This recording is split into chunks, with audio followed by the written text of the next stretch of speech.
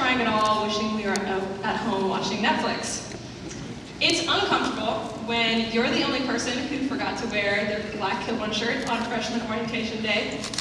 It's uncomfortable when your mousetrap car proves dysfunctional and doesn't move after you swore, yes you swear, it went 20 feet the night before. And it's really uncomfortable having to explain to the administration and your coach why you were accused of breaking into a freshman's home when the field hockey team was trying to innocently kidnap a student. I'll never forget that.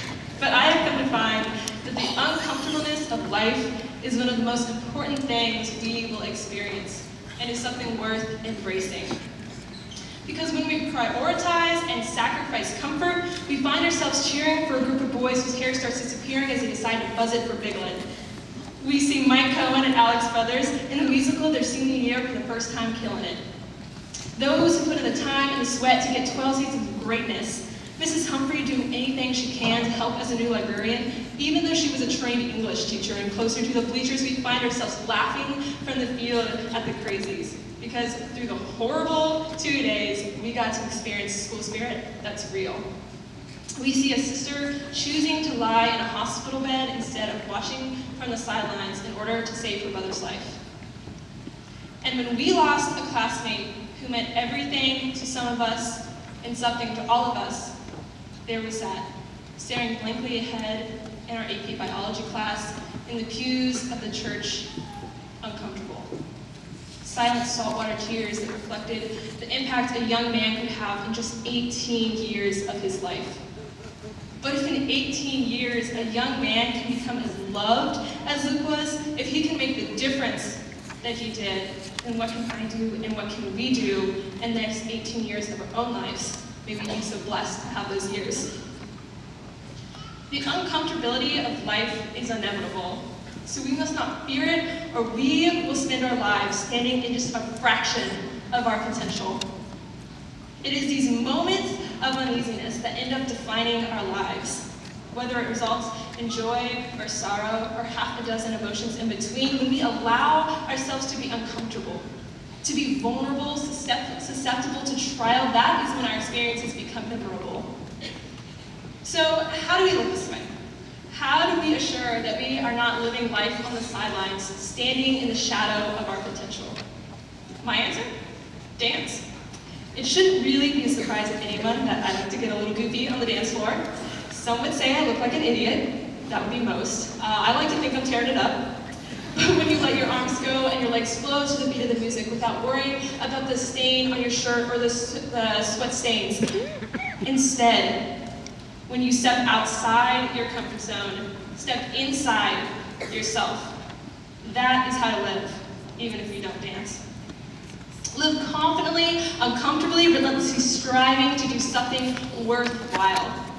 I hear so many people, as you have probably experienced as well, complaining about the daily educational routines of seeing if it thinks it's going to teach you anything relevant.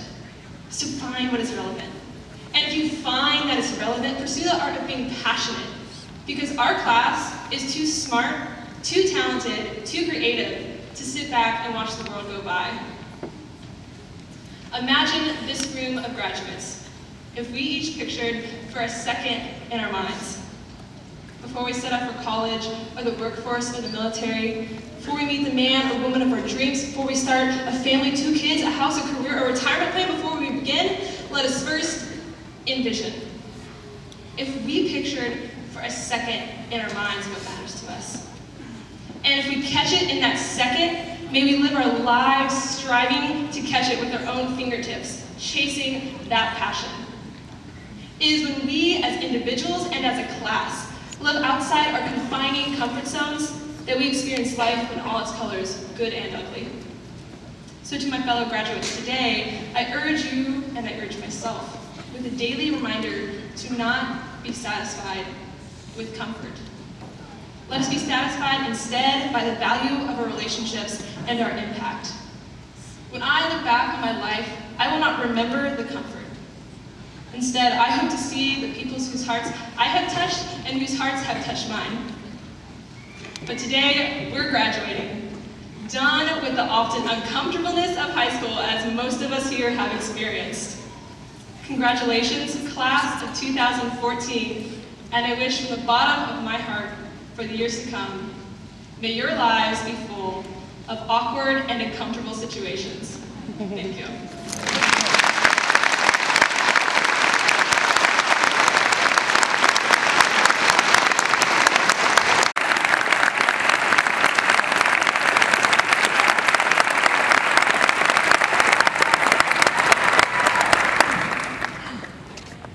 An integral member of our school community, Lauren is a valued leader. She was class president for her freshman through junior years, and as a senior, she was elected to serve as the student body president. She is a member of the Principal's Advisory Council, the Link Crew, and she is co-captain of the field hockey team. Her positive and non-judgmental approach has made her a leader who can rally support to accomplish any task. Lauren's enthusiasm is contagious. She displays a confidence that is envious. Unafraid of ever embarrassing herself, she will take steps to boost school spirit and is the type of person who will dance freely or break into song at any joyous moment. She has organized the Field Hockey Talent Show dance routine for the past 2 years, with all proceeds made from the talent show going towards winter charities. Lauren jumps feet first into every opportunity presented to her. She makes an outstanding Wolf mascot and has found creative ways to engage the student body during pep rallies like this year's air band competition. Academically, Lauren challenges herself to do her best. She has completed a rigorous course load and has the overall grades to prove her understanding and knowledge. Lauren is kind, loyal, honorable, and outgoing. Integrity defines every aspect of her life. I do, however, find it very interesting that Lauren is incapable of one thing. Yes, Lauren is incapable of choosing a donut from a variety pack without careful consideration. She does not like to make hasty choices, as she might regret her choice for the rest of the day.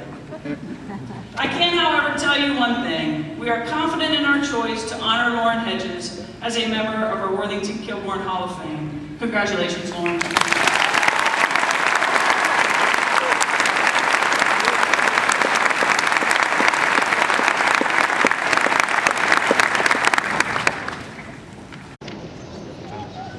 Adelaide, Virginia Boyles. Judith Asakwa.